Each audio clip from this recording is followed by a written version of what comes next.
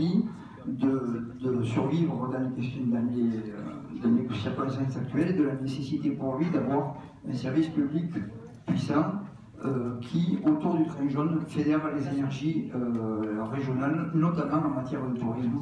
Puisque, je dis notamment parce qu'aujourd'hui, le train jaune est devenu un gadget touristique pour la direction de la SNCF.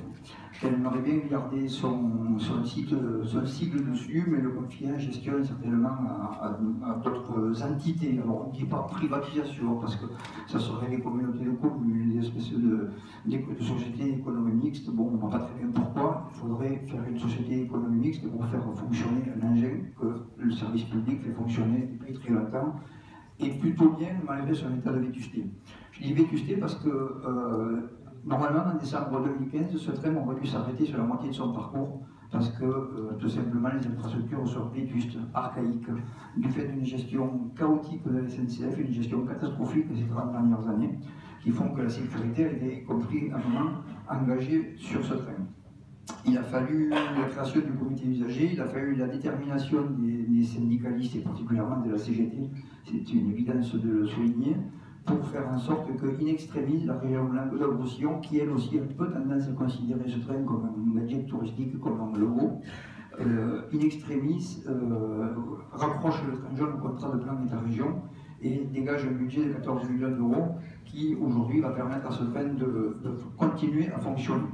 Quand je dis fonctionner, c'est-à-dire qu'on va boucher les trous. Ce train est plein de trous, il est dans un état catastrophique, le matériel, les cheminots le savent mieux que nous, est à la pointe, comme on dit jargon cheminot. La voie, certains rails sont à date de la création, sont centenaires. Donc aujourd'hui, il n'est plus question de boucher des trous régulièrement, ce qui revient d'ailleurs très cher, mais de décider d'une rénovation complète de la ligne.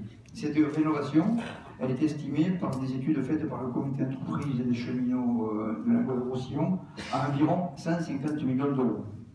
C'est beaucoup, mais sur 10 ans, ça fait 15 millions d'euros par an. Pour une région qui va avoir la surface financière de la nouvelle grande région, nous on pense que c'est pas tellement beaucoup. On pense que c'est tout à fait hors de portée. Je ne vais pas me lancer dans les débats sur pourquoi il faut conserver le train jaune. Je pense qu'ici on en est tous convaincus. Simplement, le comité d'usagers a adressé une lettre à tous les candidats républicains aux élections régionales pour leur demander, non pas s'ils étaient d'accord pour la survie du train jaune, parce qu'on considère que la réponse est un peu naturelle, coule de source, et que personne en période électorale ne nous dira qu'il veut la fermeture du train jaune.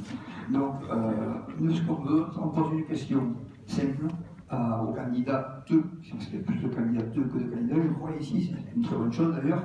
On pose la question aux candidats qui sont ici, est-ce que, une fois élus, vous accepterez de soutenir ou de vous engager sur un contrat décennal de rénovation du train jaune de 150 millions d'euros à peu près, sachant qu'on ne demande pas que ce soit la région qui paye les 150 millions d'euros, parce qu'on se souvient quand même que l'infrastructure elle appartient à l'État, enfin ce qui était le réseau ferré de France, qu'il a de lourdes responsabilités dans l'état catastrophique du train jaune, et qu'il appartient aussi à l'État de s'investir sur cette revendication. Voilà, donc c'est une question que nous avons envoyée par écrit à tous les candidats et maintenant les candidats, puisque c'est une qui vient d'arriver, et pour laquelle on attend une réponse. Enfin, quand je dis une réponse, ce n'est pas une promesse électorale, c'est un engagement qu'on saura rappeler à ceux qui l'auront, mais qui pourront compter aussi sur nous pour les aider à le mettre en œuvre sur le terrain.